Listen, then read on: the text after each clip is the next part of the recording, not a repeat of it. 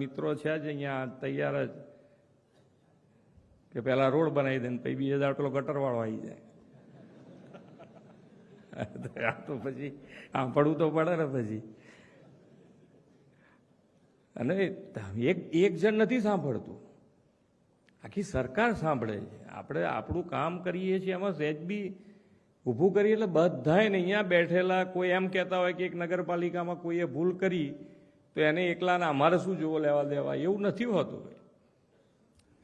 આપણે બધાએ સાંભળવાનું થયું છે એવું સમજીને ચાલો. આપણે કોઈ જુદા નથી, બધા એક છીએ આપણે, અને એ થઈને કામ કરવું છે આપણે.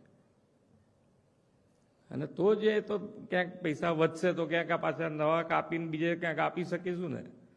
આયોજનબદ્ધ રીતે કામ કરીશું તો જ એમાં કામ થવાનું છે.